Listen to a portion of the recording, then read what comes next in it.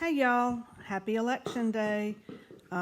Just remember, no matter what happens, King Jesus is still on the throne and he's going to take care of us no matter what. So, I have an old laptop that I stopped using when I got my iPad, and I pulled it out today because I have a lot of Wyoming writings on there and a lot of documents. So I guess to explain what Southern Belle Writer is, that means me, whenever I moved up to Wyoming and then Dwayne followed me after 6 months, I fell in love with the culture, the outdoors, the mountains, the people, everything. And I just started had all kinds of adventures that I could write about. And usually my writings have a little bit of a humorous tone to them. And I would like to read to you the article that was published in an online Wyoming magazine. My book was going to be called Southern Belle and the Wild Wild West, a Redneck's Look at Living in Wyoming. And I still might have one just dedicated to that. So let me just read this to y'all. Ah, Wyoming, where have you been all my redneck life? I really didn't know there was life outside Ouachita Parish. And then in parentheses, no, we aren't necessarily more religious in Louisiana. We have parishes where y'all have counties. I had literally lived there all of my 47 summers on this big spinning ball that we call Earth. Now I've been here 53 summers. Then a series of life events placed me smack in the central of this great state y'all called the Cowboy State. Wow. What adventures were in store for this Southern Belle? I now live in Riverton, with the Wind River mountain range view off my back deck, the Owl Creeks to the right, and 9 acres of sagebrush to call my own. The only thing I dislike about living in a country in a field of sage, are the mice. Geez, having to learn to coexist with the ones that we don't catch is a new norm, but I digress. Now, I used to say that the mosquito, not the pelican, should have been the Louisiana state bird, but no longer. I mean, what do y'all feed those monsters? They leave whelps on my delicate southern skin. And the wildlife? Oh, the wildlife. I am convinced that I shall befriend a bison one day. And my kids can attest to that because it's one of my life goals. To date, I have seen grizzlies, black bears with cubs, elk with velvet horns, bighorn sheep with, well, big horns, mountain goat, and wolves. About the only wildlife I have ever seen in Louisiana is an alligator. I grew up on the bayou and saw countless ones. Only in the deep south could you see a dead one on the side of the interstate. True story. I have discovered that I am hopelessly addicted to an act. Let me get this down. Excuse me just a minute.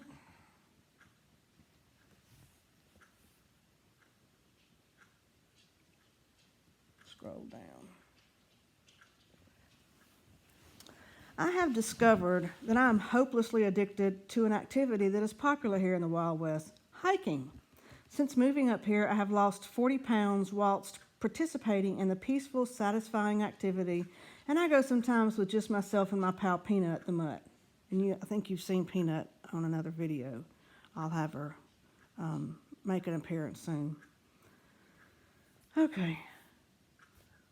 All right, so I said I go sometimes with just myself and my pal Peanut the mutt, and bear spray, and wasp spray for the bears. Sinks Canyon in Landra is one of my favorite places in which to hike up to the middle Papage Falls. After a good long hike, I get my lawn chair, my dog, which is spelled D-A-W-G, and that's Southern speak for canine, and settle by a cool mountain stream in my favorite reading place. One unintended activity that I have engaged in is getting my car stuck in the backcountry, twice on the same road. One was due to mud, but this last time was incline and dirt. My front-wheel drive Ford Escape was not living up to its name, as I could not escape that place on the road. Both times I had to hike up a large hill to get cell phone reception to call for rescue, and the rescue is my husband. He had to come rescue me twice. It was thrilling, huh, Dwayne? But I come prepared in times like this. I always have a book to read because one might never know One might get stuck on some dirt road in Wyoming, right? Be prepared. Okay, let me scroll down some more. I've been told by you Wyomingites that I'm crazy to hike alone in places that are known for bears or moose. Well, perhaps, but I have to admit that I have never felt more alive than when I'm in these areas. Adrenaline junkie, My husband and I have traveled to many places since moving here. Flaming Gorge, Yellowstone, Jackson Hole, where y'all keep all the snobs, I've been told.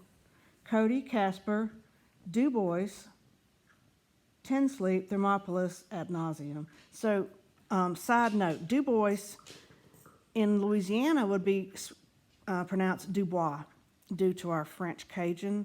But up there, it's just Du Bois, and it's a fantastic little town. Okay. We are new empty nesters, so we just pick up and go when we can. Hush, Peanut. One particular unforgettable trip was to Thermopolis, home of the world's largest hot springs. I went to the Star Plunge hot spring pools and sat in the lobster pot, which is hotter than the other waters. After soaking a while, I got out to read. Then there was a ruckus at the tub, and there floating in the water was a brown log, a la the Caddyshack movie, where Bill Murray finds a Mars chocolate bar that he picks up, smells, cries out, "Duty!" then takes a bite. Except this was not a candy bar. It could have contained the remains of one, and you sure as heck would not want to find yourself taking a bite of this. Yes, folks, someone had used this as their very own personal toilet. Good times, y'all. Not. Okay, let's scroll down some more. I love the laid-back pace of life here in Riverton. No one seems to be in a hurry, and 5 o'clock traffic is non-existent. The people are so friendly, always willing to help out when one finds himself stuck in a snowdrift, in a car, in a ditch, which I did. Living here makes me sometimes wish I could have grown up on a ranch, and I love running into my customers at places around town. I am was a pharmacist at Kmart, and I love the little old people who fill prescriptions here, and they seem to equally love me, possibly due to my southern charm and accent. Speaking of my accent, we were in Park City, Utah, in an outlet store, and Park City's a pretty, high-end town. When I asked the young clerk a question, she seemed to smirk as if I was a dumb country bumpkin. Well, honey, this redneck has a 5-year college degree. Don't judge a person by the way they talk, sweetie. We took skiing lessons in Jackson Hole last winter, and this Southern belle flunked skiing 101 badly. I could never propel myself, and having had back surgery in 2004, I was wary of falling and twisting my back.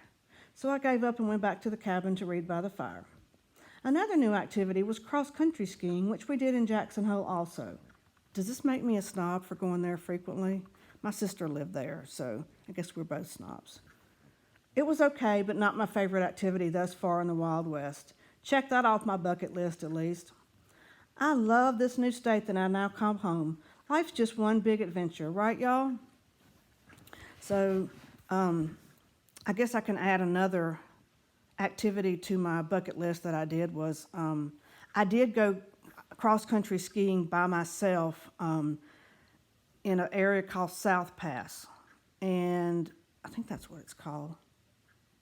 Anyway, it's an area of desolation and thick snow in the winter, and I wanted to go cross-country skiing by myself, and I took my little pal and I, and so I started walking. The snow was really, really deep, and at one point I stepped and sunk to my hips in snow. So that was quite interesting.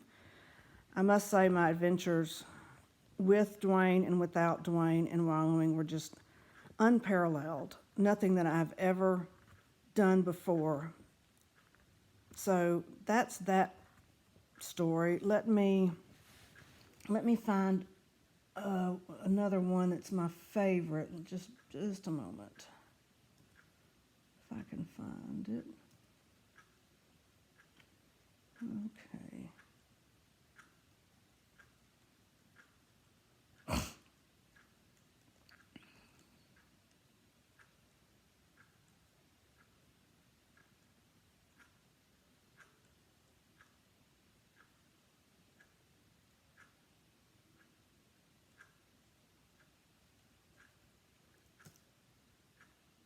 Bear with me, y'all, just a second.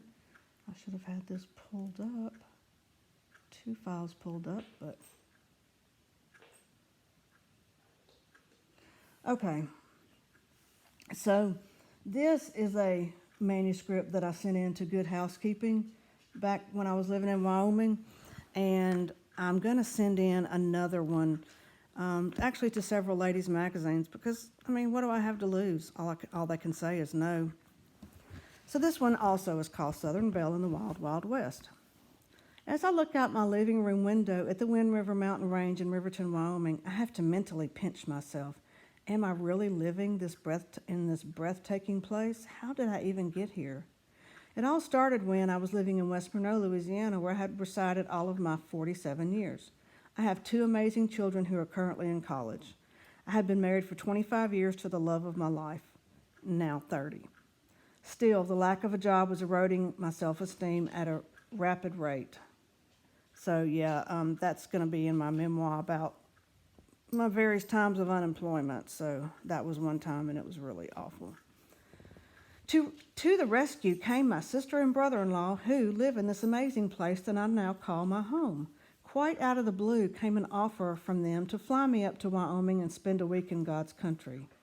Little did I know that as I stepped foot for the first time on Wyoming soil, I was treading in the dust of my future home.